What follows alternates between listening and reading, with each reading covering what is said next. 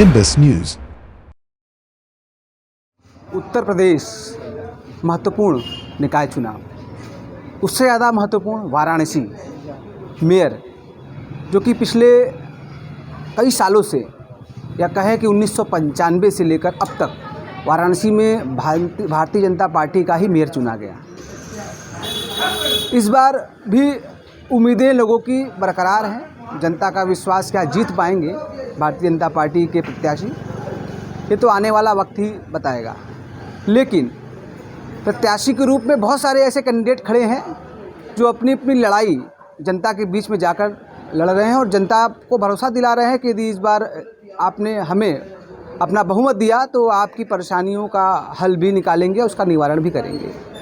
सब सारे सिलसिलों को लेकर आज हम बात करेंगे हरीश मिश्रा जी से, जो बनारस वाले मिश्रा जी के नाम से ज़्यादा माने जाते हैं और कहते हैं प्रतिभा किसी के अंदर कम या ज़्यादा नहीं होती। जो प्रतिभावान होता है वो कहीं ना कहीं किसी न किसी रूप में दिख जाता है। तो मिश्रा जी एक ऐसे व्यक्ति हैं जिन्होंने अपनी प्रतिभा और अपने काबिलियत के बल पर यहाँ तक पहुँचे हैं और जो आज अपना दल ने उनको मेयर प्रत्याशी बनाया है वाराणसी से।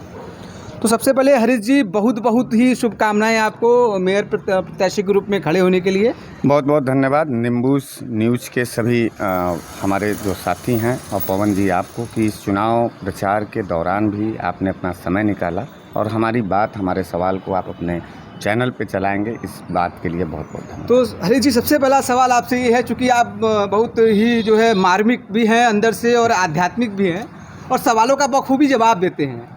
तो 1995 से लेकर अब तक भारतीय जनता पार्टी मेयर के जो पद है उस पर कब्जा करके बैठी है, तो क्या इस बार जो है उसका संकल्प भी टूटेगा? नहीं, निश्चित रूप से कब्जेदारे को ही हटाना है, दलालों को ही हटाना है, रंगदारों को ही हटाना है, दलालों को ही, माने कब्जेदारी रंगदारी से हम लोग बहुत ज़्यादा परेशान हैं। और एक बात और हम कहना चाहते हैं बनारस वासियों से, एक कपड़ा आप 1 दिन 2 दिन 4 दिन 5 दिन पहनते हैं, यहाँ तो भाजपा का कपड़ा पिछले 35 सालों से भारतीय जनता पार्टी ने पहना रखा है हम बनारसियों को। अब इस कपड़े को बदलने की बारी आ गई। इस कपड़े से बदबू आ रहा है। इस पहचान तो हरीश जी कपड़ों से ही हो रही है आज के समाज में लोगों की। कपड़ा गंदा हो गया है पत्रकार महोदय। मैं तो राय दे रहा हूँ बनारसी भाइयों को कि ये भाजपा का जो कपड़ा आप लोगों ने पहन रखा है नगर निगम में पिछले 35 हो गया, इसको निकाल दीजिए, नए कपड़े अपना दल वाला पहन लीजिए। थोड़ा सा सबको मौका मिलना चाहिए। देखिए पूरी गलियां बजबजा रही हैं, कॉस्मेटिक विकास का नाम दिया गया है बनारस में।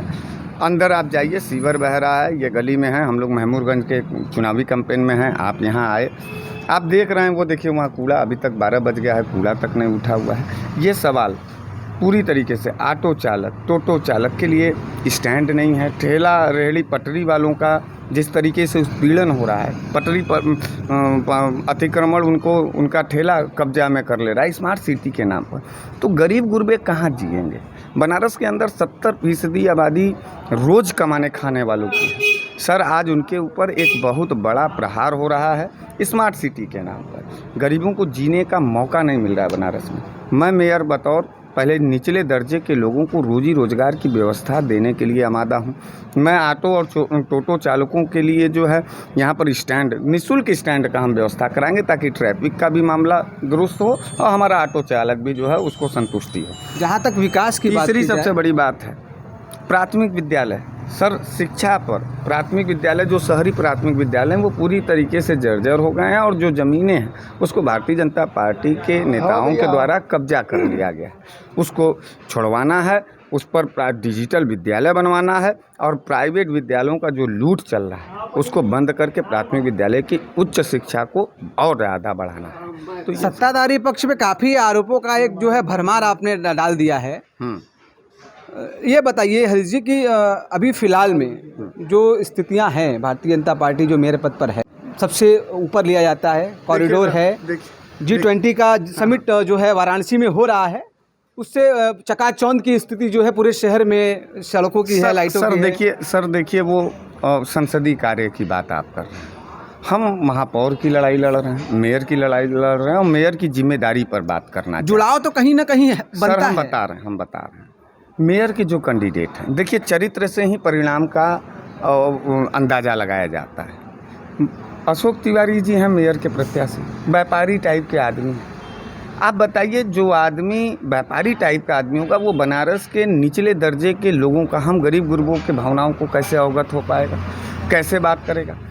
अशोक तिवारी जी का एक भी जन आंदोलन, एक भी सामाजिक कार्य जो निचले दर्जे और पूरे बनारसियत के साथ जुड़ा हो तो बता दीजिए। वैसे ही अनिल श्रीवास्तव जी हैं, कांग्रेस के प्रत्याशी हैं, बहुत बड़े बिजनेसमैन हैं, उनको आप जाके देखिए, उनका भी कोई जनता से लगाव नहीं। वैसे ही समाजवादी पार्टी के हैं महापौर के प्रत्याशी, बहुत बड़े नेता हैं, जनता से कोई लगाव नहीं, ऊपर करते। वहीं चौथे नंबर पर मैं अपना दल का प्रत्याशी। आप हमको देखे होंगे कि मैं बनारस के तमाम गली, सड़क, चौराहों के लिए हर सड़कों पर संघर्ष करता नज़र आता हूँ। तमाम मुकदमे लगे, मुझे जेल भेजे गए। क्यों भेजे गए? क्योंकि मैं महंगाई के खिलाफ़ लड़ता रह गया, मैं बेरोज़गारी के खिलाफ़ लड़ता रह गया, मैं यहाँ के मज़दूर वर्ग के हक़ और हुकूक़ के लिए लड़ता रह गया। आज हमको ये लगता है कि बनारस की जनता हमारे जैसे गरीब गुरबे परिवार को अगर वोट करेगा तो हम गरीबों के दर्द को समझेंगे। अमीर कभी भी गरीबों की बात नहीं समझे हैं पवन भैया। इसलिए हम अब नगर निगम में मज़दूरों का हक़ हिस्सा, गरीबों का हक़ हिस्सा, किसानों का हक़ हिस्सा और बुनकरों का हक़ हिस्सा तय करने का वक्त आ गया है। बनारस को बनारस बनाने का वक्त। ये नफ़रत का शहर बना दिए, हिंदू मुसलमान के नाम पर वोट लेना चाहते हैं, विकास कार्य कुल एकदम बेकार है। आप कह रहे हैं कॉरिडोर का विषय है, मंदिर धर्म और आस्था का विषय है, राजनीति का विषय नहीं है। लेकिन चल तो उसी पे सारी प्रक्रिया रही है। नहीं, चल उस पर प्रक्रिया नहीं रही है, आपको भरमाया जा रहा है। आप जैसे तमाम हमारे नौजवान साथियों को जाति और धर्म के नाम पर भरमाया जा रहा है। हम लोग मुद्दों पर लड़ने वाले लोग हैं और बहरूपियों को पहचानिए। राजनीति में धर्म की बात नहीं, मुद्दे की बात होनी चाहिए। हमारा रोजी रोजगार कैसे स्टैंड होगा, गरीब गुरबा कैसे जिएगा खाएगा। इस बढ़ती महंगाई में रोजी रोजगार का बहुत बड़ा संकट है। इसलिए मैं चाहता हूँ, आप लोगों से निवेदन करता हूं कि अपना दल कमेरावादी के प्रत्याशी हरीश मिश्रा यानी बनारस वाले मिश्रा को हवाई जहाज़ चुनाव निशान पर वोट करिए। बनारस में बदलाव लाइए। मोहब्बत का शहर है बनारस, भावनात्मक शहर है बनारस। काफ़ी कम समय में काफ़ी अच्छी प्रसिद्धि आपकी देखने को मिलती है और कहीं ना कहीं किसी न किसी वीडियो में हरीश जी दिख ही जाते हैं और अपनी बातों को बेहिचक बेबाक तरीके से रखते हैं। तो अब देखना ये होगा कि हम और कहना चाहेंगे जी, हमारे बनारस के पत्रकार साथी, उनके लिए डिजिटल एक ऑफिस हम लोग देंगे नगर निगम के तरफ से। वाईफाई कनेक्टेड रहेगा, ढेर सारे कंप्यूटर और सिस्टम रहेंगे। आपकी बातों को भी, आपके भी सामने आपके पैसे को लेकर के ढेर सारी चुनौतियाँ हैं।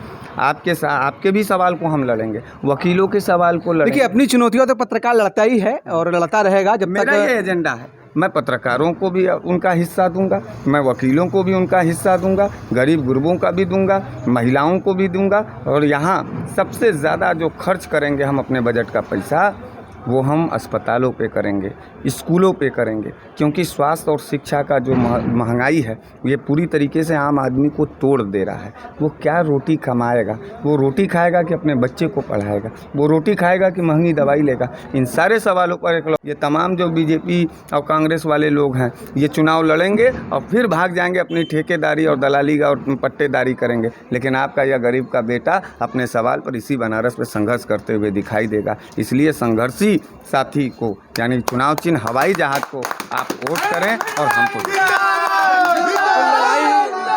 लड़ाई बड़ी दिलचस्प हो चुकी है और देखना ये होगा कि क्या 1995 से काबिज भारतीय जनता पार्टी मेयर के पद पर जो बैठी है, क्या इस बार उसका भ्रम टूटेगा या फिर दोबारा जनता भरोसा उसी पर जताएगी। ये तो आने वाला समय ही तय करेगा, क्योंकि 4 तारीख को वाराणसी में मतदान होंगे और परिणाम उसके बाद आएंगे। निम्बस न्यूज़ के साथ पवन कुमार चक्रवाल, रोहित। निम्बस न्यूज़, खबर देश की राजनीति की हो या खबर गंगा के किनारे बसी काशी की संस्कृति की, खबर चाहे खेल जगत की हो या मनोरंजन जगत की, हर छोटी बड़ी खबर को हम पहुंचाएंगे आप तक बेबाक और सटीक अंदाज में, क्योंकि हम हैं दूरदर्शी दर्पण, आईना समाज का।